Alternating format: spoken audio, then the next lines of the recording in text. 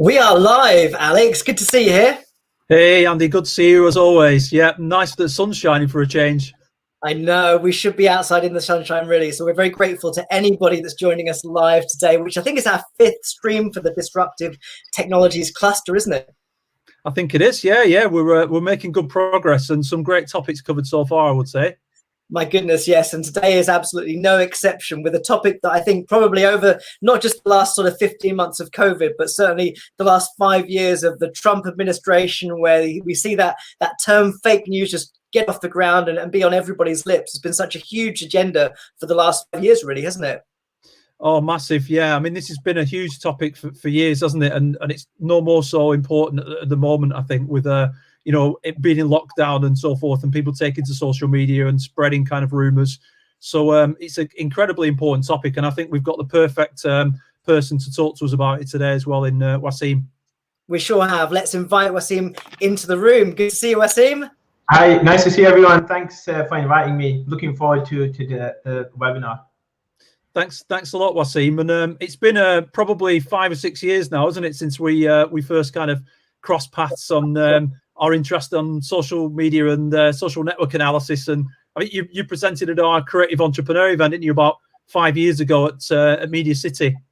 Yeah. I was in I think the second year of my PhD at the time, and you guys called me along, and I gave a talk. I think it was on social network analysis of sports-related data. Yeah. Excellent. And now you're lecturing digital business at Newcastle University. So you've done amazingly well over the last since we first met 5-6 years ago as a PhD student. You've been making some amazing waves in kind of academia and in practice as well, haven't you? Yeah, and thanks. It's been nice to work with you as well on some great projects as well. But thanks for all the support. Wonderful. Thanks a lot. So I think we're going to have 15 minutes of presentation from you, Wasim, and then we're going to jump into conversation. I'm fascinated to hear what you've got to say. And the floor is yours. So over to you. Great. Thank you. I'll just share the screen.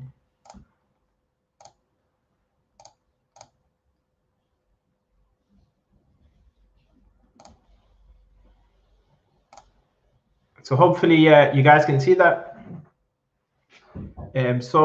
In terms of what I'm going to be talking about today, it's going to be about our research into kind of misinformation on social media. And before kind of talking about what we were doing in particular, I'm just going to talk a little bit about what the usage patterns of social media platforms look like, and also kind of how many people are connecting to them. Some of the benefits of social media and some of the limitations that have kind of come to light in light of kind of spread of misinformation, disinformation campaigns, and so forth. In terms of the amount of people using social media platforms, when we think about the kind of global population, a lot of people who use the internet and connect to the internet are also active social media users, and also people who are just using the internet and are not connecting to social media platforms actively might still be seeing and viewing content posted across the internet. And tweets, for instance, in themselves get billions of views each month, and the views on posts far exceeds the number of users on some of these platforms. So the reach is higher than the actual people using them. And we might also see social media posts and tweets, for instance, that begin to appear on news websites and newspapers and so forth. So these platforms can have quite a lot of reach. And over the years, there's been a number of different social media platforms, the likes of Facebook, Twitter, more recently TikTok, and so forth. And a lot of people have started to use these platforms, and some of the benefits have been allowing people to kind of connect with each other all around the world, keep in touch with old friends. Facebook, for instance, has been used during disasters. Same with Twitter as well. There's been a lot of research around that area. So there has been a lot of benefits in terms of kind of helping people, but also if you think about the creation of jobs that some of these platforms has created as well, that didn't exist before, kind of digital marketing manager, social media marketing, and so forth. And it's also allowed brands kind of an additional channel to kind of target consumers. But although there's been a lot of benefits to some of these platforms, because they have such a high reach, and because the platforms allow anyone to kind of just share information without it being kind of audited or kind of checked over, these platforms can also contain a lot of misinformation as well.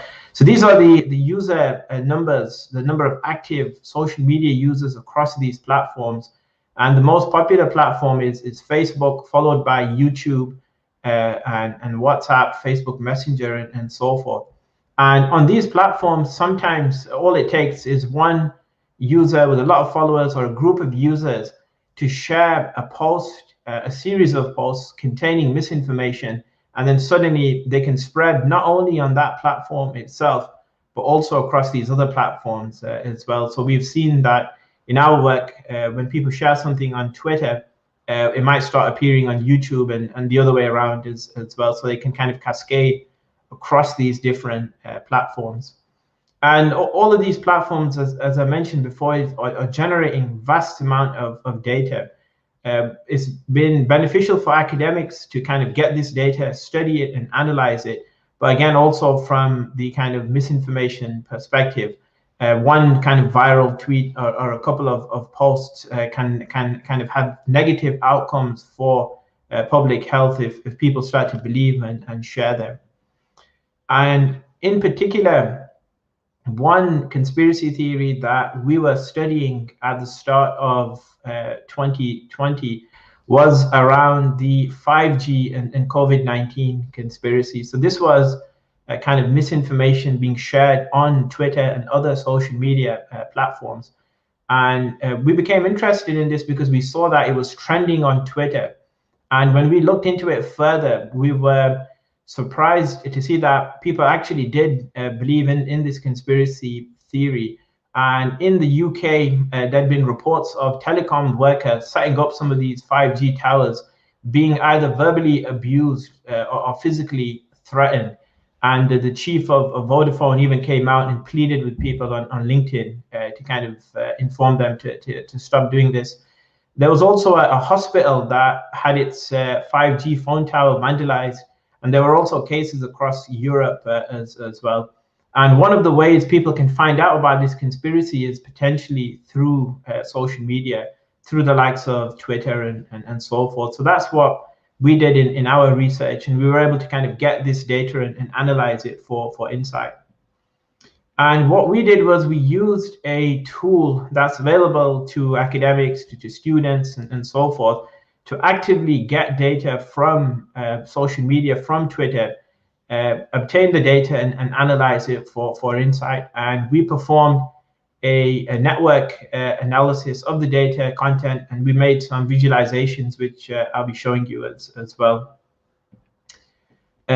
Just before showing you the methodology we used, last night, actually, I was watching the TV program Homeland, kind of FBI, CIA-based drama looking at kind of politics and so forth.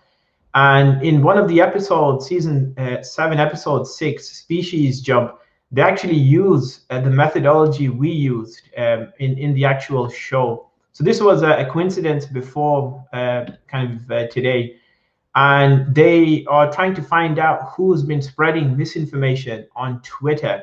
And they trace it down to a number of accounts. And in the show, they actually go through the procedure of spotting that misinformation. And they actually do social network analysis similar to what we did in our study. So they're able to visualize everybody talking on Twitter about a particular topic, and they're able to highlight the misinformation networks in red. And again, this is a method that is used by kind of security forces, but also referenced in popular culture quite a bit in terms of tracking people who are spreading misinformation and trying to find out if they are kind of bots or automated accounts.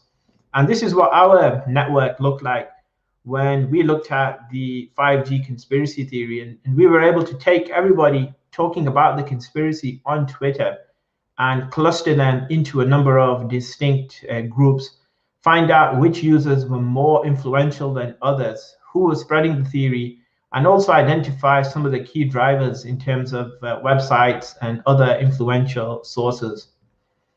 And there's a lot of kind of information published on interpreting social network graphs. And there's a number of shapes that might emerge that we can use to interpret our network. So for instance, the most popular method to kind of spread misinformation would be a broadcast shape and broadcast network structure, where one person kind of tweets and a large number of other people retweet that message. And we can study misinformation networks using some of these techniques to kind of find out who's spreading misinformation and finding those clusters of users that might be spreading it.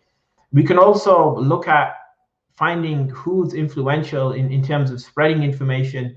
And we might do that by using the metric of betweenness centrality that try and pinpoint users who are in a critical location on Twitter or in a given network that were actually facilitating the spread of the information.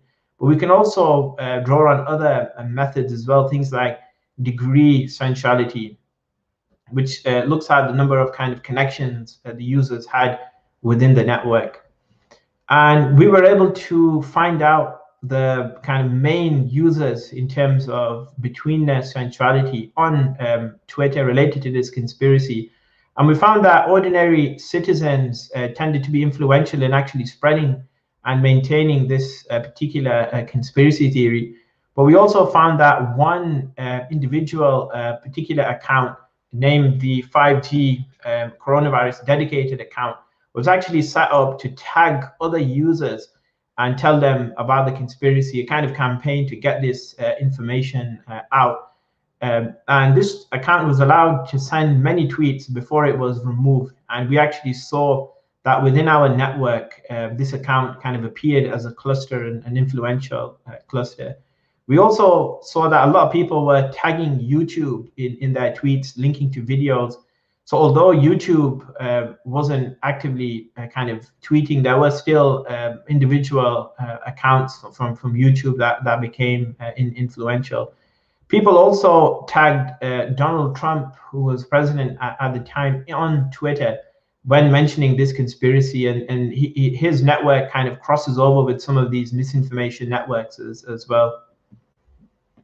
In addition to looking at the users on Twitter, we also looked at some of the websites people were referring to and information sources that were being shared quite a bit. We found that the alternative fake news website InfoWars was influential in spreading kind of sensationalist news stories on Twitter, trying to kind of scare people into how 5G might kind of weaken the immune system. We also found a couple of websites that might have had a financial interest in this conspiracy theory because they were claiming to sell products and services to protect against some of these 5G kind of wireless waves. So one was a Ray Guard that kind of sells some of this protection, and that became an influential. And other news websites and YouTube channels might want to kind of piggyback on this topic to get more views, get more exposure. We also did a bit of a content analysis of the individual tweets, and we found that although there was a lot of tweets and this topic was trending on Twitter in the UK, that around 30% of tweets were kind of anti-conspiracy theories or humor. 30% of tweets, 33% were kind of general tweets, and the other tweets, around 34%, were actually users who said that 5G and COVID-19 were linked. So not everybody tweeting actually believed in the conspiracy. Some were kind of trying to shout it down, but inadvertently in doing that, it made the kind of topic still kind of become trending on Twitter.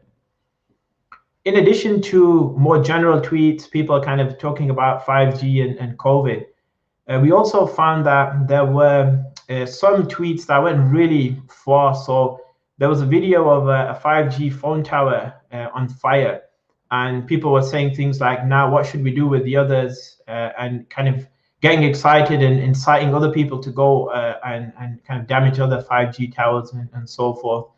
A lot of these tweets were eventually removed, but at the time it was happening, it was kind of spreading quite fast.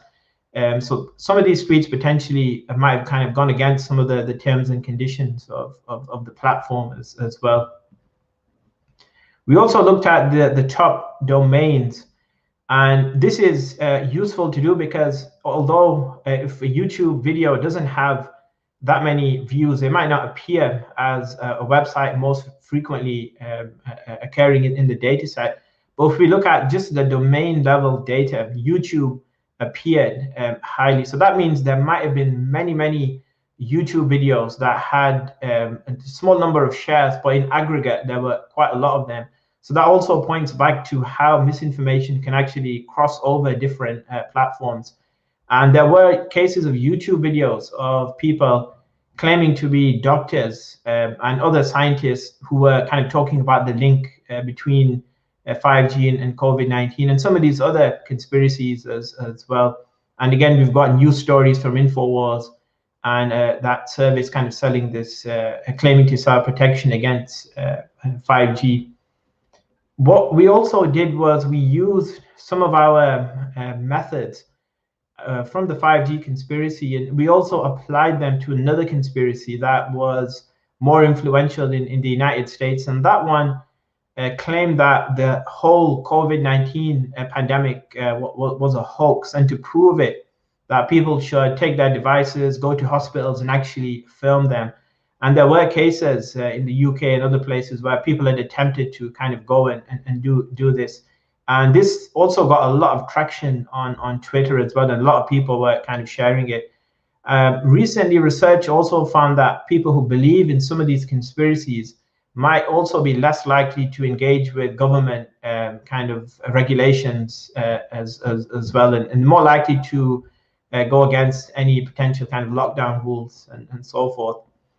In this study, what we also did was, in this Film Your Hospital conspiracy, we also looked at whether the users in the network were genuine accounts or automated accounts, whether they were bots. So we took a systematic random sample of all the data, and we ran it through a tool called Botometer. And we found that around 9.2 of the sample were potentially highly suspicious accounts or bots, but a majority of tweets appeared to be genuine using this tool. So around 90% of people who are kind of genuinely believing and kind of tweeting and actually trying to kind of share this conspiracy.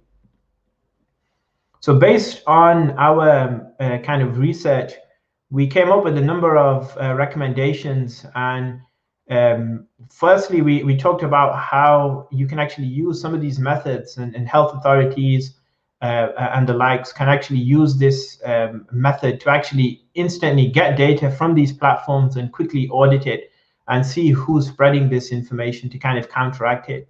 We also found that you can actually highlight individual accounts very quickly that might be spreading this conspiracy, so you can see what they're saying and kind of respond to them from a public health perspective.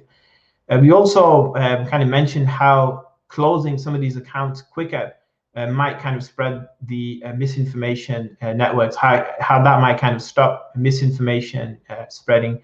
Other potential recommendations were around encouraging people to report misinformation if they see it on social media, so potentially it could be removed more quickly. We also suggested that in addition to kind of government accounts tweeting and posting, non-government related accounts, not public figures, not political figures, could be used, such as kind of general influencers or other bodies, to actually tweet against misinformation on Twitter and Facebook.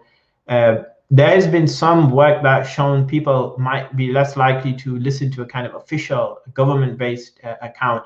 And if you look at some of the government-based adverts and messages on Facebook and other platforms, if you read the comments kind of underneath them, there's a lot of skepticism and so forth. So there were some councils kind of experimenting with actually using influencers to counteract misinformation. Another one was to actually put out a lot of content on the platform where misinformation might occur. And in this paper, we also had some co-authors, some with kind of medical backgrounds, and they were talking about how we should also understand the context of the fake news and the misinformation, why it's spreading, and the kind of causes behind it. Are people afraid? Does the theory propose a risk? And then kind of using facts to kind of argue against people's views. So I've added the references in this slide for those two papers. So they were published in the Journal of Medical Internet Research. So one looked at the 5G and COVID-19 conspiracy, and the other one looked at the 5G, the Fermi Hospital conspiracy theory as well. So that was it for a kind of overview of what we did in our research and how kind of misinformation was spreading in the early phases of the pandemic, and how we can actually use some of these tools to kind of analyze the data. Fantastic. Thank you so much. That was a real whirlwind. I mean, fantastic to see the impact of that research as well. I think it's been such an extraordinary time to be studying social media that it's really insightful to get a sense of how misinformation actually spreads. And I was quite blown away by hearing about how even small posts that don't get a lot of shares can be so influential. Alex, what was your view on that? Yeah, absolutely. It's mind-blowing stuff. And just to echo that, I mean, this research has been viewed, it's been made open access, hasn't it, Wasim? And it's been viewed a lot of times. So it's brilliant to see kind of, academic research really making an impact on the global stage, not just in kind of, academic circles, but making a real difference in the world. So, and I think that's critical, isn't it, for for research these days to make a difference, and it certainly has done here. It's raised some really interesting questions. I know I've got a long list of things to ask, but yeah, I mean, me too. I guess for me, Alex, I suppose I start off by thinking again what we're doing this series for, and it's part of the Disruptive Technologies Research Cluster. Yeah. And I'm always sort of thinking when I hear our presenters speak, what is it about this world that's disruptive here? So I wonder, Wasim, how do you see the sort of role of disruptive technology in this? Because I guess you would say initially that platforms like Twitter, social media environments were kind of disruptive in terms of destabilizing the sort of established broadcasters within society and transferring it over to citizens who could get their messages across. Do you see that social media, and perhaps Twitter specifically, are still disruptive, or were they ever disruptive for you? Yeah, so that's a great question. So one of the platforms I use as an example in my teaching for a disruptive platform is YouTube. So if we look at YouTube over the years, in the early phases around 2011-12, there was around 2 hours of content uploaded on YouTube every minute. And now that's gone up to maybe over 500 hours of content uploaded onto YouTube every single minute. And a lot of people have started to kind of use this platform for kind of getting their dose of entertainment. And some of the YouTube influencers themselves, they're spending millions now on just making a single video. And that's been really disruptive for kind of traditional broadcasting and television and so forth. But there's also been disruptions on how people consume news now as well. So people might follow the likes of Twitter to actually get news and kind of follow hashtags and trending topics, rather than kind of going directly to a website and so forth. So there has been a lot of disruptions kind of in social media. I'd agree with that. I think, say we think about disruptive technology, sometimes we think about the ones that are kind of newer or kind of changing things in a like we've kind of lived and grown up with social media now, and it feels so embedded into society that it's almost like it doesn't feel like a new tech. But in some ways, it's the most disruptive of all, and it's been most disruptive in the last few years than ever before. If you look at political elections and with COVID-19 and misinformation, it's like you said at the beginning, Wasim, it's kind of disruptive in a positive way or disruptive in a negative way as well. So it's I still think that's kind of an important aspect when we're talking about disruptive technologies, definitely, particularly when you look at misinformation. I mean, I guess certainly for me, one of the things that's happened, obviously, over this COVID period, if you look at how the media has been utilized by governments, we see in the UK, certainly, we've had this daily briefing from Downing Street on COVID every day broadcast. And I guess that whilst it's sort of predominantly a television broadcast, the reality is now it's broadcast across all those channels, isn't it? It's not that television's become secondary. It's that it's expanded into all these platforms like Twitter, Facebook. They're all live broadcast environments now. Absolutely, yeah. I mean, just on that topic, I mean, misinformation, fake news is not a new thing, is it? You know, we've you know, if you think about traditional media, TV, newspapers, I mean, we should know that with the sort of you know, UK tabloid press, for example, and misinformation it's been something we've always experienced. So, Wasim, what do you think is different about social media and misinformation compared to perhaps traditional media? Yep, I think there's a couple of things with the misinformation on social media. One is the speed element of it.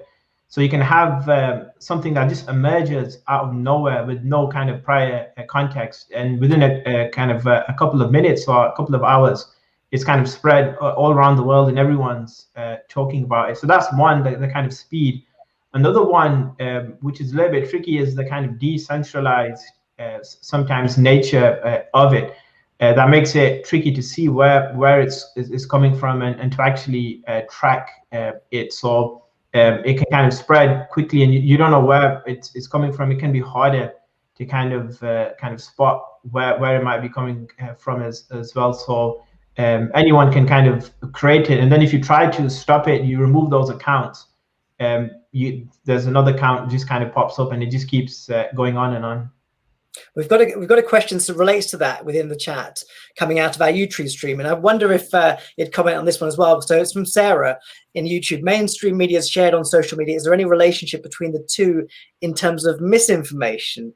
And I think I'd like to hear more from Sarah as to what that question means. But I guess it's really interesting to think about how governments or how organizations are using those different platforms to get across messages. And is it that the more social media that we have, the more misinformation that we have? Is it sort of growing in that way?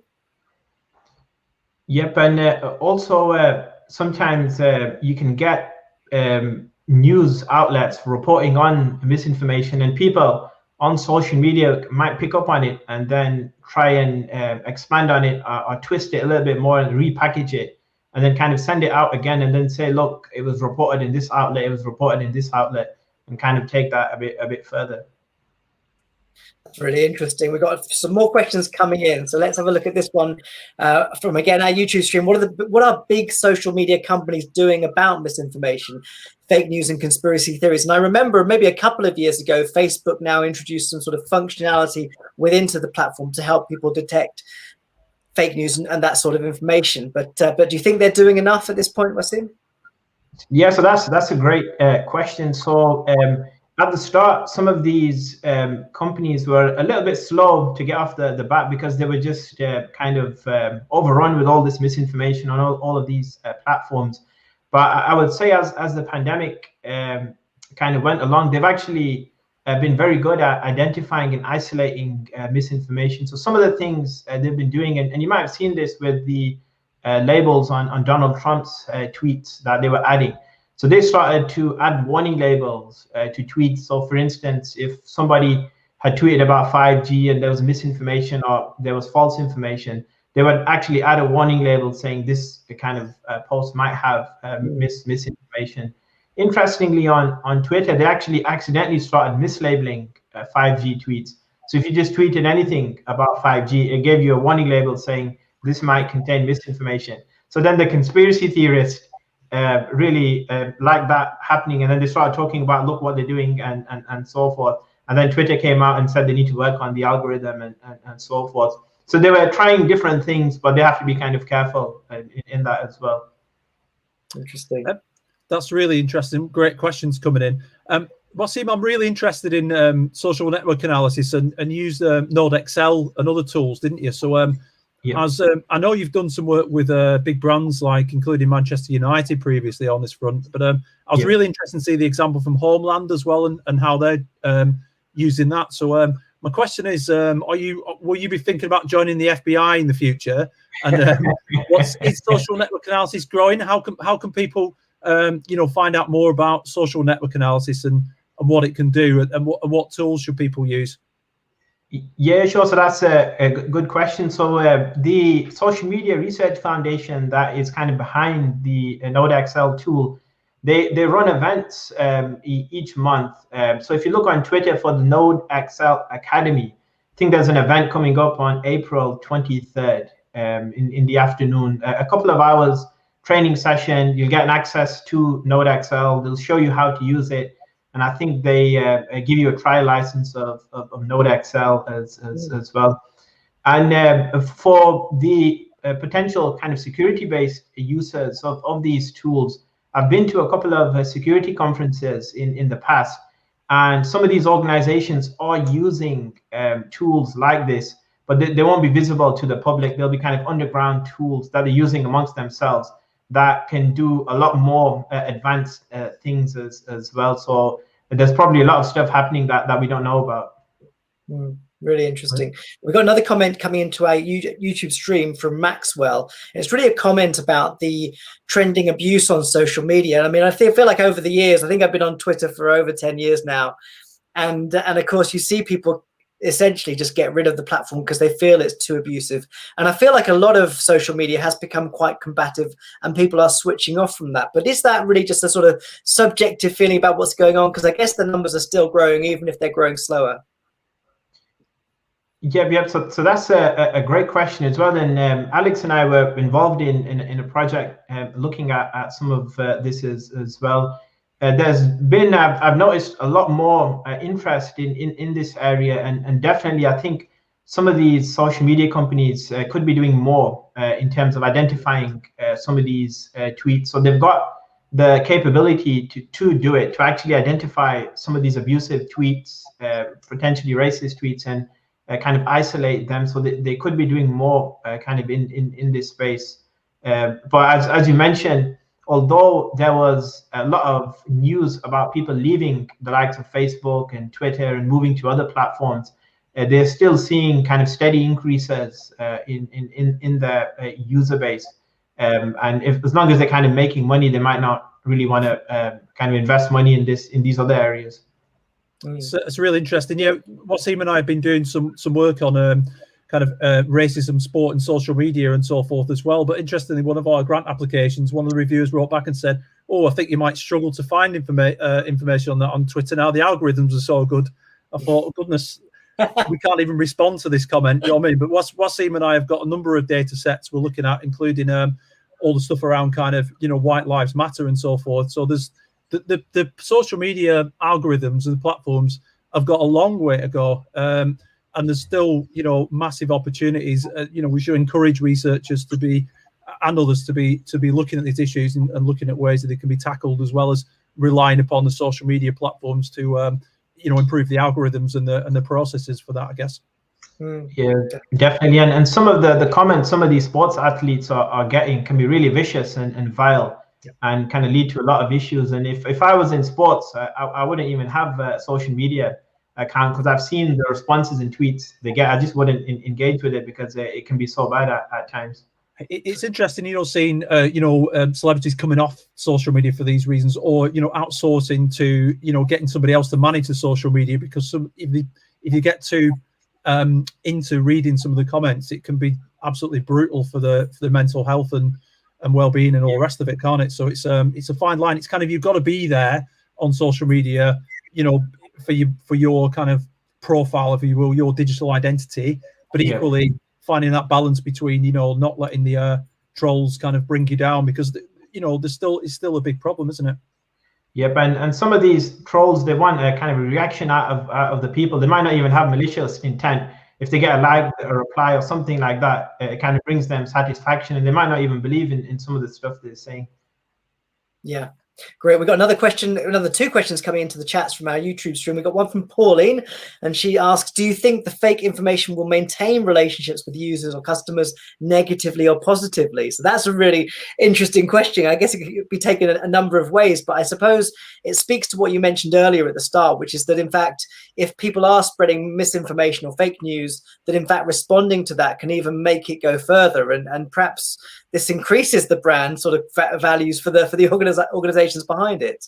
What was your sort of take on that, Wasim? Yeah, so that can be taken in a couple of ways. So if kind of some of these social media companies try to kind of fight the misinformation, it sometimes can increase the visibility of it. And also sometimes when some of the viewers of misinformation see these topics trending, they want to actively tweet about it, post about it, and sometimes that can give it another audience in itself, and kind of more people start to see it and talk about it as well. So there's also that happening as well. So would you then advise to, you said sort of tackle it head on, but do you think that, what's the way in which you can sort of do that effectively then? So we talked about possibly using some influencers that have a high amount of followers on Twitter to actively kind of tweet and kind of fight against this misinformation, rather than official accounts and kind of politicians and so forth. I was listening to the radio yesterday as well, and they were talking about this as well, that people preferred this correct misinformation to actually come from people not affiliated with a government or a political party, so that information is neutral. They're more likely to click it and share it if it's kind of coming from a celebrity or a person they kind of like and engage with, because it could be from a rival political party. They might not be happy with the government in other areas, so they might not kind of spread and retweet those messages. But that's really tricky. Sorry, I mean, that's really tricky, isn't it, though? Because I remember yesterday, or maybe today in the news, Lenny Henry's been in the media talking about vaccinations and the importance of having them. And I guess for me, the integrity that I attach to Lenny Henry is very much dependent on him not being affiliated with or employed by or utilized by the government. He sort of is independent. He's getting his personal point across. So if you have that close relationship, then does it undermine the integrity of the message? Yep. So another thing we were saying was health agencies, World Health Organization. Sometimes they use kind of health ambassadors, the CDC, and so forth. So those bodies, those organizations. So the WHO, I think they spend a lot on kind of SEO budget on making their website visible and so forth. But organizations like that could also kind of follow up with these celebrities and local councils as well. So there was one council, can't remember the name, but they actually got one of the guys from the In-Betweeners to record a short message. And he did it in a really funny way. He said, I've been approached by the council for some reason to do this talk. And he did it in a really funny way, and actually was reported in media outlet. A lot of people saw it, and it would actually get through to them. It's a little bit of fun, but also people are actually viewing it. And I think they didn't pay him a lot. They used one of those online services where you just pay a couple of quid and they do a message. Interesting. Really interesting. I think that's interesting about the comedy element as well. I think that it's those sort of ingredients of things that are kind of more likely to have virality about it. And obviously comedy is one of those things, isn't it? And I suppose working with comedians as well. But in your view, Wasim, is it better to be kind of working with a smaller number of celebrities to try and counteract misinformation, like Lenny Henry or somebody from the In-Betweeners, or better creating campaigns that engage a larger number of kind of micro influencers, perhaps people who've got a couple of thousand loyal followers, if that makes sense, or both? I don't know. Yeah, so that's a great question. I think possibly a combination of both would work. And I was also invited to give a talk to Ofcom recently as well, the broadcasting regulator, and I presented the same kind of analysis and things, because they actually found the opposite occurring. So one of the guys on ITV, I believe, was talking about the 5G conspiracy theory on the TV show, and he got a lot of complaints, and the kind of Ofcom came out and criticized him for doing that. So it can also work, interestingly, in the opposite way, where these TV people and influencers can actually do the opposite and begin to kind of spread this misinformation. Really I've interesting. got one more kind of researchy question, Andy, but unless you've got a question, I know we've got one more from the audience as well. Yeah, you go for it, Alex.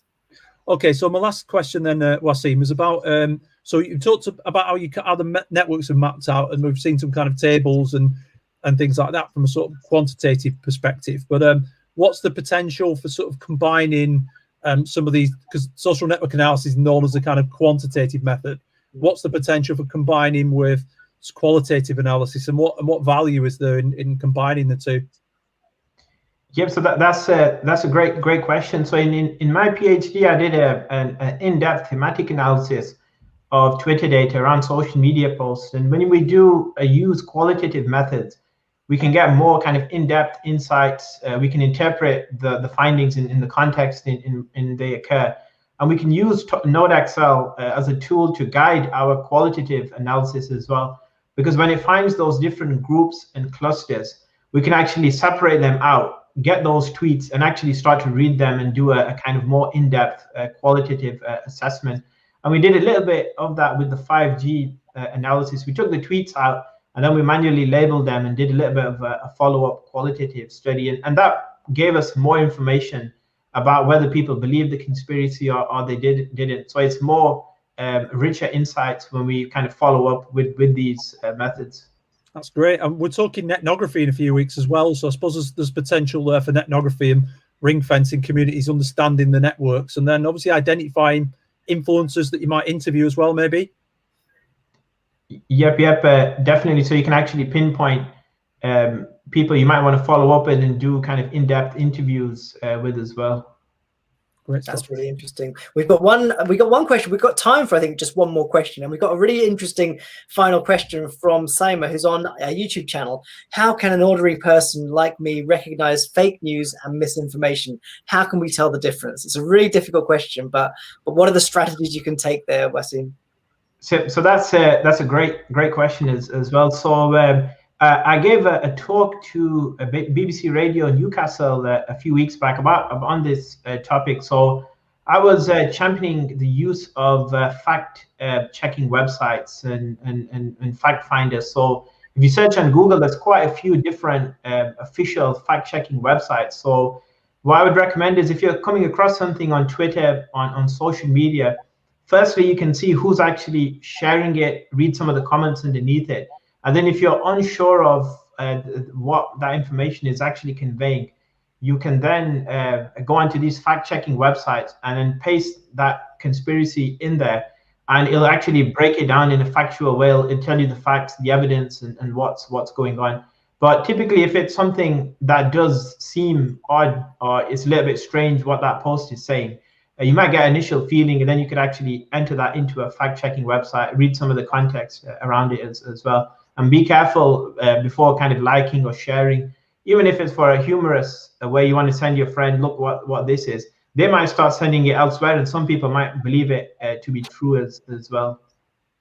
That's really interesting. I think I've noticed on Twitter recently as well, if you want to retweet something and you try to do it before actually reading what it is that's been in the link, it will warn you and say, are you sure you want to retweet this without actually having read the article? And I think those So that's really effective. So sometimes even I'm guilty of pressing the retweet on a nice article, but then it actually says, did you read this article? Yeah. And you go back and think, okay, I will check through it. So it's kind of a combination of human and machine factors, isn't it, I guess? Yeah, it is really. Yeah, it really is. And I think that's where it comes down. A lot of it is sort of common sense and actually feeling that you make some effort to try to understand what it is you're sharing before you do it. But I do think also having your own sort of trusted network of people that you think are, and you've built a sort of awareness of what they're sharing, and it's built that kind of credibility in your own mind about what they're doing. And I think ultimately that's often what we rely on in society. We rely on trusted others who we think are doing good work, and it's challenging because we don't all have time to research things in depth. And I think that trusted network is a really important part of it. Christina's just, if you highlight Christina's comment there as well, she's put a suggestion for how you can deal with that one. Yeah, I hesitated there, Alex. I wasn't quite sure what it was. So I trust Christina implicitly to give good advice without winding us up. Do you know this tool, Alex? Can you just tell us what it is? So no, I'm not familiar with that one, but I'm gonna Google it now. Yeah, that could be everyone's time.